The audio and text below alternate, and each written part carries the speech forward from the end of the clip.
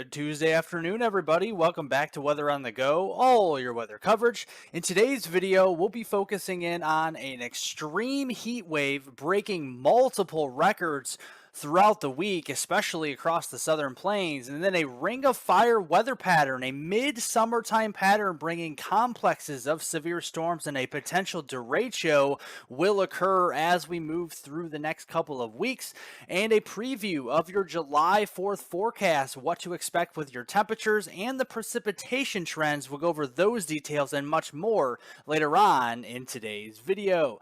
But first up, we're talking about the air quality alerts up here across the Great Lakes into the upper Midwest. You see all these gray shaded areas into Wisconsin, Minnesota, Iowa, parts of Illinois, Indiana, and Michigan, even the upper peninsula there of Michigan. Those are air quality alerts with the ongoing wildfire smoke from Canada seeping down into the northern United States. And look at the near surface smoke density as of this afternoon. If you live in Illinois, Indiana, parts of Ohio, and especially up here into Michigan, it is very dense smoke down near the surface. So if you walk outside, you're probably seeing a lot of that thick smoke all the way down to ground level, and it's probably a little bit tougher to breathe outside as well. So if you have asthma or any other type of illnesses that do prevent you from going outside today, just stay inside and kind of brave more of the smoke out, indoors today. But going into tomorrow, it gets a little better, but it pushes further to the south and east. So Kentucky,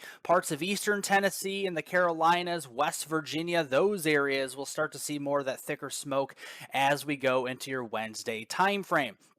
Now we have to talk about the heat because it is extreme down here into the southern United States. We have widespread heat alerts with heat advisories, excessive heat warnings, even excessive heat watches all the way to the north into the southern tip here of Illinois. So definitely seeing the heat building throughout the week. And the reason for this is this upper level ridge of high pressure anchored across central Texas this afternoon. And over the top, we have that northwesterly flow. So a little cooler, but we still have those warm temperatures all the way up into Nebraska, Iowa, and Missouri later on today. But watch late this week.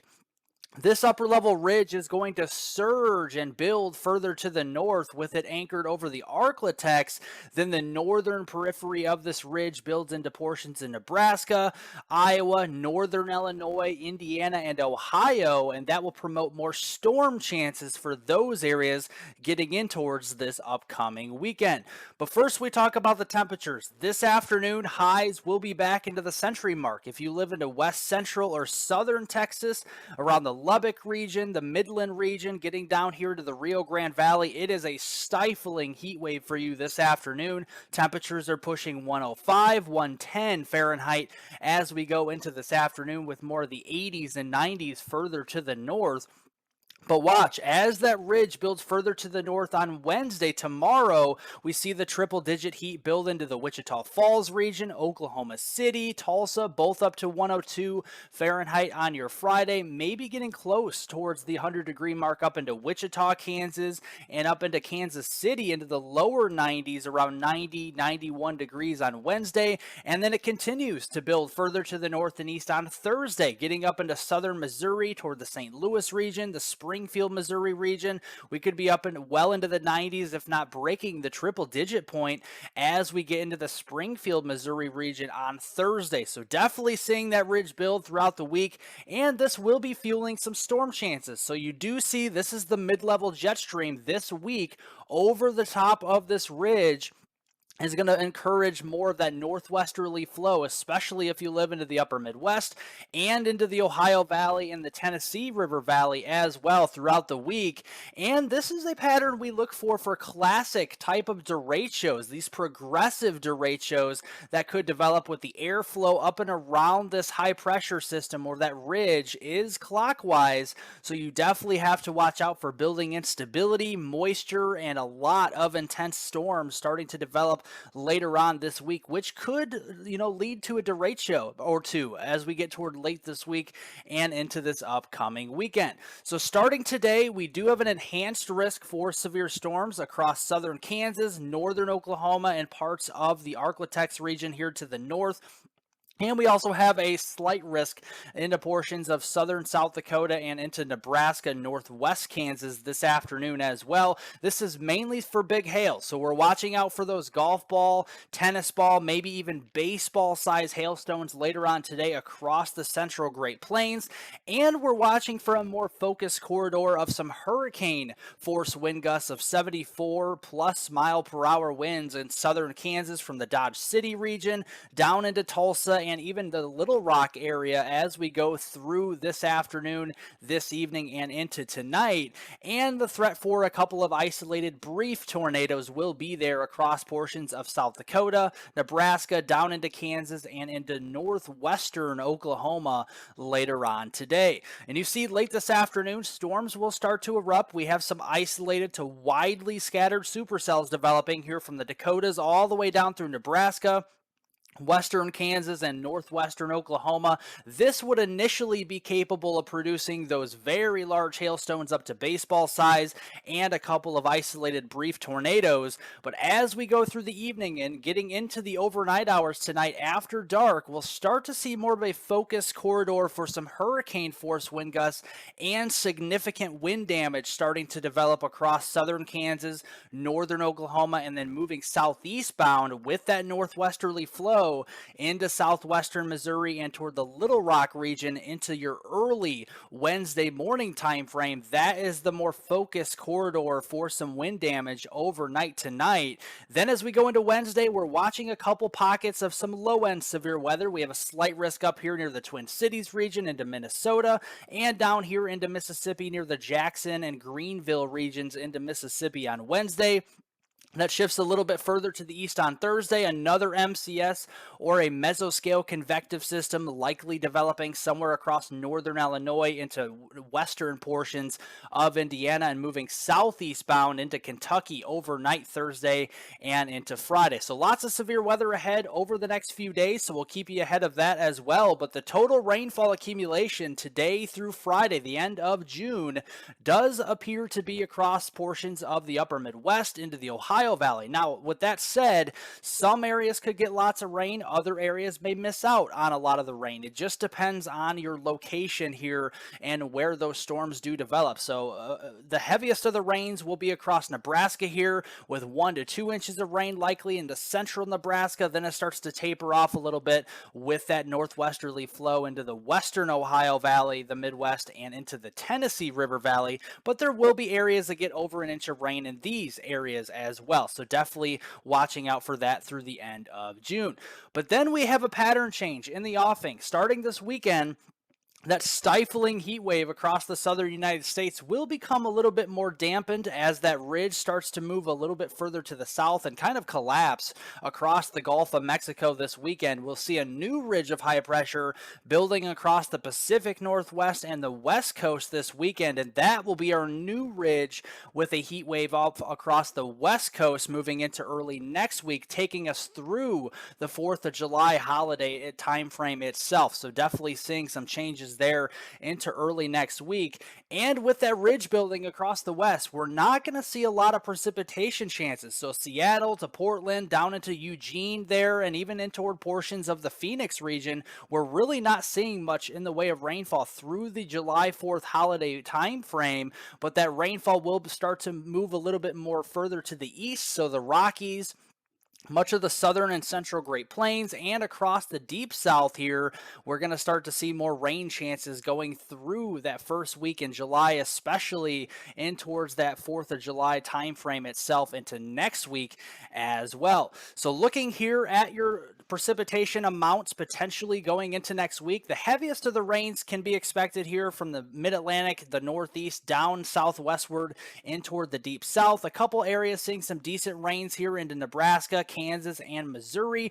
And underneath that, we'll start to see some rain, but it will struggle at times across portions of the Rio Grande Valley, coastal Texas, East Texas, and southern Louisiana going into next week. But it is bone dry across the West Coast and the Pacific Northwest with that ridge of high pressure and that heat wave building as we get through that July 4th holiday time frame.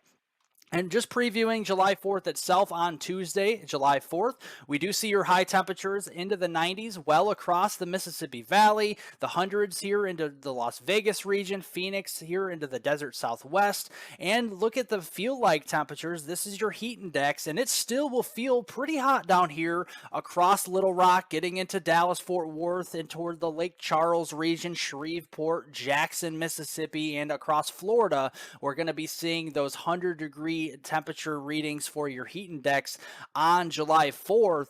And looking at precipitation trends, it does look most numerous with the storms across the Mississippi Valley, especially if you live down here into the lower Mississippi Valley. And this could be with some stronger storms as well on July 4th. So we will be fine-tuning this as it does get closer toward that time frame. Switching over to the tropical weather update, the National Hurricane Center does persist with a 30% chance of a tropical system developing in the western Atlantic over the next couple of days, but the chances are really dwindling for this as we have that system really trying to get organized over here to the east of the Bahamas. It's really struggling over the past few days, and you can see today we really don't see that showing up too much here on our low-level wind map here, but we do start to see a development of a low pressure center by the time we get into probably tomorrow and into Thursday. That will start to develop over the Bermuda region or just west of Bermuda there, and then push further to the north as we go into this weekend, but really staying well to the east of the United States. So this will not be a threat to the East Coast from Maine to Florida at all, but this will also just bring maybe a couple of waves to the East Coast, if anything. So that is something to continue to watch. But really, the chances are dwindling for this system to develop over the next few days or so. But going into early July, there could be some changes and something to look out for. A couple tropical waves trying to push off of portions of Western Africa over the southern tropical Atlantic. Now, there is going to be a stronger Bermuda high pressure system developing here into the eastern Pacific that will be driving this probably further to the south, so maybe towards South America or the Lesser Antilles. We have lots of time to look at this, but early July, something to look at. After the 4th of July, we may start to see some more interest in the tropical Atlantic with the hurricane season down here. And looking at the GEFS ensemble basically implies the same thing in the Eastern Pacific on this model really starts to get heated up as we get into early July as well. And if any system can develop this, the waters are warm enough, especially here just to the east of the Lesser Antilles, parts of the Caribbean, the Gulf is still warm. So it's something to watch and monitor, but nothing that screams panic anytime soon. So don't panic over this. There's a lot of time for things to change. But just in general, for the first 10 days in July, from July 1st through the 10th, there are signs that there could be some systems that have developed way out here into the tropical Atlantic and pushed into the Caribbean or the Gulf as well. So that is something to watch, even though we are in El Nino. So we definitely need to consider that as well. But looking here at the Eastern Pacific side, it is active. We have an 80 and 90% chance of development over the next probably 2 days really across this region. And we're already seeing the signs of these tropical waves and pushing into the Eastern Pacific. The lead wave is the most organized, and this is probably going to develop within the next 24 to 48 hours. The second wave here behind that is just crossing over the Central Americas here, and is still a little bit disorganized, but it will start to get more developed over the next 3 to 5 days or so as it pushes over the warmer waters here. So looking at the low-level wind maps here, you do start to see that lead tropical wave starting to develop a low pressure center this afternoon, and then that will push off to the west, maybe developing a tropical storm or maybe a low-end hurricane by the time we get to later on this week. And then there's signs here on the European model that we do start to see another system develop, maybe more compact system closer to the coast of Mexico by Friday. And looking at the differences in the models here with the track of this potentially going into this weekend on Sunday, July 2nd, the European model, the ECMWF, has this moving in towards portions of the Baja of California, and the GFS, the American model, has this just a little bit further to the south and west and also much stronger stronger as well. So we'll continue to watch this. But yeah, the Baja of California and Western Mexico, watch out for the second system as it develops later this week into the weekend. That will be something to keep an eye on. And especially with these warmer waters, if the system moves a little bit further east than normal, right along the coast there of Mexico and up toward the Baja of California, then that could be a problem because we have some warmer sea surface anomalies here. But if it moves further off to the west than expected, it will likely start to fall apart very quickly because of these blue anomalies showing some cooler than average sea surface temperatures over here west of the Baja of California. Well, if you like detailed weather breakdowns on North America, including southern Canada, the United States, and the tropics, be sure to press the subscribe button down below the video so you don't miss out on any of these videos throughout the week. I do post on these most frequently throughout the week here every single day for the most part. It's free to subscribe as well, so I do appreciate that. Also, it's very important to press the like button, the thumbs up button down below the video. I cannot stress this enough. It does help out more than you know, so I do appreciate that. If you do want to follow me on Twitter for additional weather forecast updates, do so down below in the description. I do post on Twitter, that platform, very frequently throughout the week. You can follow me there at hweather420. Otherwise, thank you guys so much for all the support and watching all these videos every single day. It really does mean a lot. I do appreciate it. Remember to subscribe, like I said, like the video, pressing the thumbs up button down below, and also leave any comments, questions, and concerns below. I'll get to those later on today. Turn on post notifications in case I do go live or do more of these videos, so you do get notified for that as well. And I hope everybody has a great rest of your Tuesday out there.